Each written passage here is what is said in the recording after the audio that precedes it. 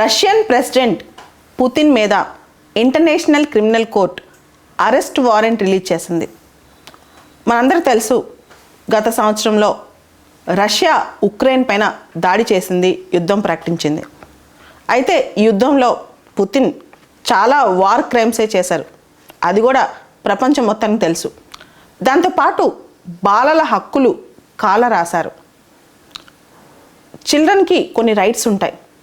In fact Ukraine మీద attack జరిగినప్పుడు పిల్లల్ని ఇల్లీగల్గా ఉక్రెయిన్ నుంచి రష్యాకి డిపోర్ట్ చేశారంట. మేజర్గా ఈ ఎలిగేషన్ ఆయన పైన ఎక్కువగా ఉంది.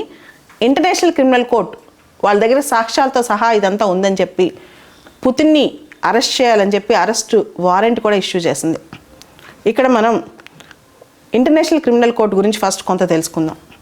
ఇంటర్నేషనల్ క్రిమినల్ కోర్ట్ అనేది రోమ్ స్టాట్యూట్ ద్వారా ఏర్పాటైంది. 2002లో రోమ్ స్టాట్యూట్ ఎన్ఫోర్స్మెంట్లోకి వచ్చిందనమాట.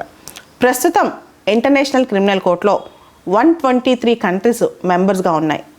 ఇంటర్నేషనల్ క్రిమినల్ కోర్ట్ అనేది war crimes, crimes against humanity, genocide, crimes of grave concern వీటిలో ముఖ్యంగా డీల్ చేస్తూ ఉంటుంది అన్నమాట. ఇలాంటి వాటి గురించి మనందరం చూసాం. హిట్లర్ ఎన్ని దారుణాలు చేశారు, ముస్సోల్ని ఎన్ని దారుణాలు చేశారు. అలానే ప్రపంచంలో కొన్ని దేశాలు ఆ దేశ ప్రజలపైన ఎన్ని దారుణాలకు ఒడిగడుతున్నాయో. ఇటువంటి టైంలో దిక్కేది ఏ కోర్టుకి వెళ్ళాలి?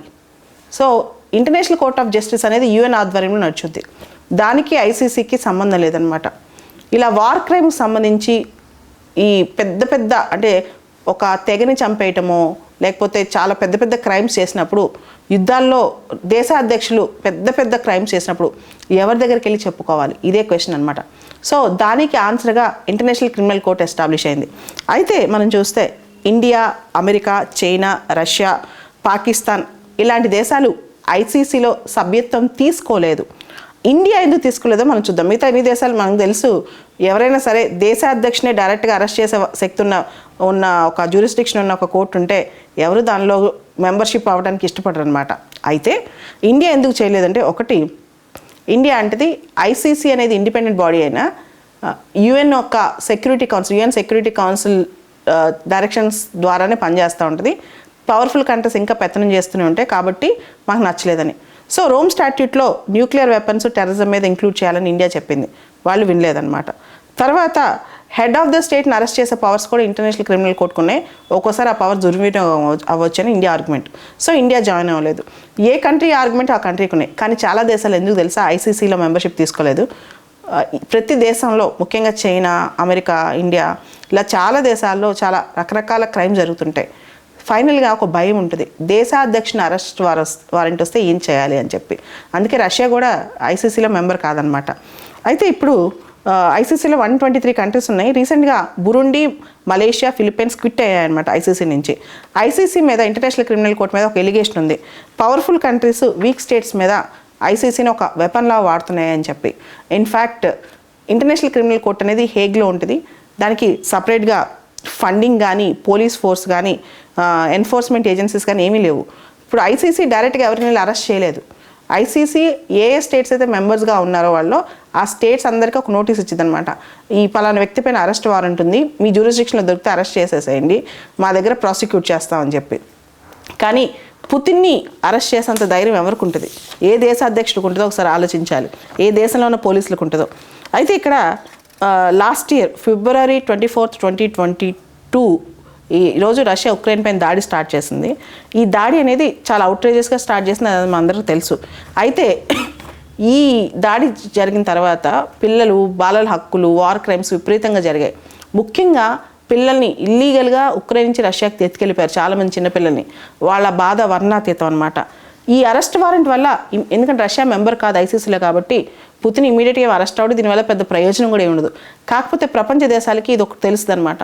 So world is watching, criminal court is watching everything అని చెప్పి.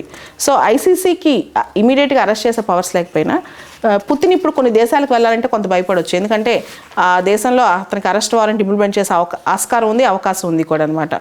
సో పుతిన్ కొన్ని దేశాలు ట్రావెల్ ఇమీడియట్గా చేసే, ఇంటర్నేషనల్గా వెళ్ళే అవకాశం లేకపోవచ్చు అనమాట. దాంతోపాటు ఐసీసీ ఆర్గ్యుమెంట్ ఏంటంటే పుతిన్ ప్రత్యక్షంగాను తన ఆఫీసర్స్ తన యొక్క వ్యక్తుల ద్వారాను చాలా వార్ క్రైమ్స్కి పాటుపడ్డాడు.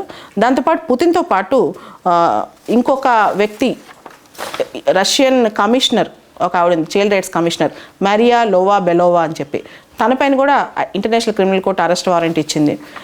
దీనికి జో బిడెన్ రియాక్ట్ అవుతూ మనందరికీ తెలుసు అమెరికా కూడా ఐసీసీలో మెంబర్ కాదు, బట్ స్టిల్ రియాక్ట్ అవుతూ ఐసీసీ ఇచ్చిన నోటీస్లో స్ట్రాంగ్ పాయింట్ ఉంది, అరెస్ట్ వారెంట్లో స్ట్రాంగ్ పాయింట్ ఉంది, పుతిన్ చాలా పెద్ద తప్పు చేశారు, he is guilty of war crimes అన్నారనమాట.